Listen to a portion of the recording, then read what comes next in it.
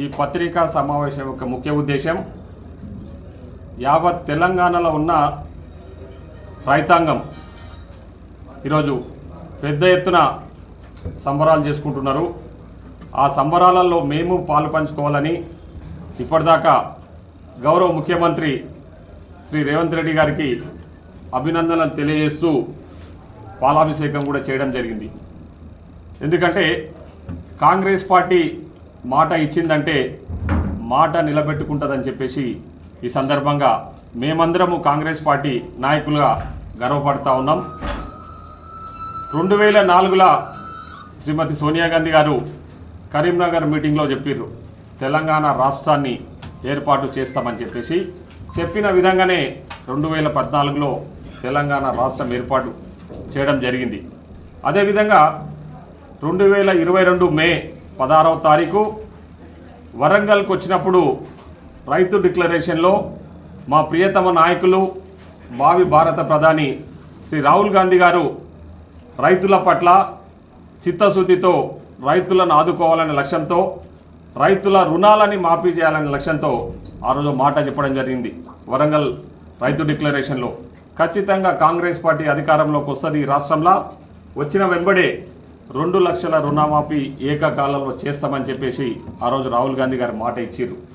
మాట ఇచ్చిన విధంగానే మేము ఎన్నికల ప్రచారంలో కూడా ఆ విషయాన్ని పదే పదే ప్రజలకు కూడా చెప్పడం జరిగింది. ఖచ్చితంగా మేము అధికారంలోకి వస్తున్నాం, వచ్చిన వెంబడే 2 లక్షల రూపాయల రుణమాఫీని ఏకకాలంలో చేయబోతా ఉన్నామని కూడా గౌరవ ముఖ్యమంత్రి గారు శ్రీ రేవంత్ రెడ్డి గారు కానీ, మా ఫైనాన్స్ మినిస్టర్ బట్టి విక్రమార్క గారు కానీ, తదితర మంత్రులు ఎమ్మెల్యేలు అందరం కూడా ఎన్నికల ప్రచారంలో చెప్పినాము. అదేవిధంగా మేము ప్రభుత్వం ఏర్పాటు చేసినాక కూడా ఆ విషయాన్ని పదే పదే ప్రజలకు, తెలంగాణ ప్రజలకు, ముఖ్యంగా రాష్ట్రంలో ఉన్న అందరూ రైతులకు కూడా చెప్పడం జరిగింది. చెప్పిన విధంగానే ఈరోజు గౌరవ ముఖ్యమంత్రి శ్రీ రేవంత్ రెడ్డి గారి నాయకత్వంలో నిన్నకమన్న జరిగిన కేబినెట్ సమావేశంలో ఒక చారిత్రాత్మకమైన నిర్ణయాన్ని ఈరోజు రాష్ట్ర ప్రభుత్వం తీసుకోవడం జరిగింది.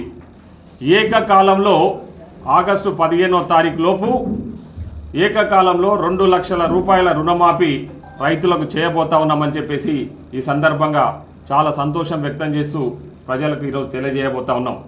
ఈరోజు మేము నిర్ణయం తీసుకున్నాము, కేబినెట్ నిర్ణయం తీసుకున్నది గౌరవ ముఖ్యమంత్రి గారు కూడా అది కూడా విడతల వారీగా కాకుండా ఏకకాలంలో 2 లక్షల రూపాయల రుణమాఫీని చేయబోతా ఉన్నాం. త్వరలోనే దానికి సంబంధించిన జీవో కూడా ఆల్రెడీ కేబినెట్ ఆమోదముద్ర వేయడం జరిగింది. దానికి సంబంధించిన జీవోను కూడా త్వరలోనే రిలీజ్ చేయబోతా ఉన్నామని చెప్పేసి మనము నిన్ననే పత్రికలలో కూడా రావడం జరిగింది. ముఖ్యంగా ఏ సామాన్య కార్యకర్తని అడిగినా, కొంచెం పొలిటికల్గా అంటే రాజకీయ అవగాహన ఉన్న వ్యక్తి ఎవరిని అడిగినా కేబినెట్ సమావేశం ఏర్పాటు చేసి కేబినెట్లో తీసుకున్న నిర్ణయాలు అనేటివి శాసనాలు అవుతాయని చెప్పేసి అందరికీ తెలిసిన విషయమే. కేబినెట్ ఏదైతే సమావేశం ఏర్పాటు చేసుకొని కేబినెట్ సమావేశాలలో ఏదైతే నిర్ణయం తీసుకుంటారో అవి శాసనాలుగా, జీవోలుగా బయటికి వస్తాయన్న విషయము జగమెరిగిన సత్యము, అది అందరికీ తెలిసిన విషయం. కానీ ఈ టీఆర్ఎస్ పార్టీకి సంబంధించిన కళ్ళు లేని కబోదులు ప్రజలు వాళ్ళకి ఎన్నిసార్లు బుద్ధి చెప్పినా తప్పుడు మార్గాలలో ఈ రాష్ట్రాన్ని పాలించి, తప్పుడు మార్గాలలో అడ్డగోలిగా అవినీతికి పాల్పడ్డ నాయకులు, ముఖ్యంగా ఈ రాష్ట్రానికి వ్యవసాయ శాఖ మంత్రిగా పనిచేసిన మన పక్కనే ఉన్న నిరంజన్ రెడ్డి గారు నిన్న ప్రెస్ మీట్ పెట్టి ఏదో క్యాబినెట్లో నిర్ణయం తీసుకున్నంత మాత్రాన రుణమాఫీ జరుగుతుందా, ఏదో పేపర్లన్నీ కూడా తప్పుడు ప్రచారాలు చేస్తూ ఉన్నాయి, ఎక్కడుంది రుణమాఫీ అని చెప్పేసి లేనిపోని ఆరోపణలు చేస్తూ మళ్ళీ ప్రజలను తప్పుదోవ పట్టించే ప్రయత్నం చేస్తున్నారంటే ఈ కళ్ళు లేని కబోదులకు ఏ విధంగా చెప్తే బుద్ధి వస్తుందో అర్థం కావడం లేదు. ఈరోజు కేబినెట్లో నిర్ణయం తీసుకున్నాము, 31,000 కోట్ల రూపాయలు ఈరోజు ఈ 2 లక్షల రుణమాఫీ చేయడానికి అవసరమైతే దానికి సంబంధించిన అన్ని విధాలు కూడా అన్ని నిర్ణయాలు తీసుకున్నారు, అన్ని సమకూర్చుకోవడం కూడా జరిగింది. కాబట్టి ముఖ్యమంత్రి గారి అధ్యక్షతన జరిగిన కేబినెట్ సమావేశంలో ఈ నిర్ణయం తీసుకొని మేము చెప్పడం జరిగింది.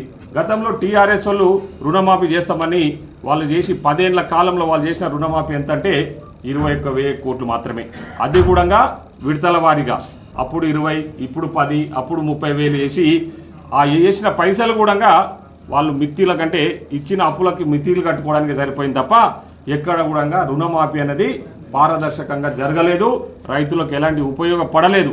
ఈరోజు రాష్ట్ర వ్యాప్తంగా మీరు చూడండి, నిన్నటి నుంచి రైతులందరూ పెద్ద ఎత్తున సంబరాలు చేసుకుంటా ఉన్నారు. ఎందుకంటే కాంగ్రెస్ పార్టీ పట్ల రైతులకు మంచి నమ్మకం ఉంది. ఎందుకంటే గతంలో కూడా కాంగ్రెస్ పార్టీ అధికారంలో ఉన్నప్పుడు దేశవ్యాప్తంగా దాదాపు 72,000 కోట్ల రుణాలను మాఫీ చేసిన ఘనత కాంగ్రెస్ పార్టీది.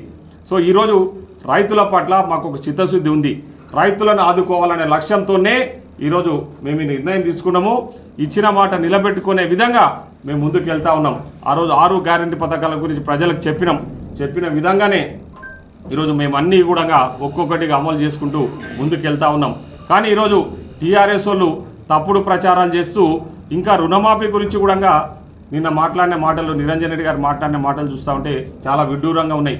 పందికొక్కులాక ఎక్కడ దొరికితే అక్కడ దోచుకొని అడ్డగోలుగా అవినీతికి పాల్పడ్డ వ్యక్తులు కూడా ఈరోజు మా ప్రభుత్వాన్ని పారదర్శకంగా చాలా ట్రాన్స్పరెంట్గా నడుస్తున్న ప్రభుత్వాన్ని విమర్శించడానికి ఏమాత్రం సిగ్గు ఎక్కువ లేకుండా ప్రెస్ మీట్లు పెట్టి మాట్లాడుతూ ఉన్నారు.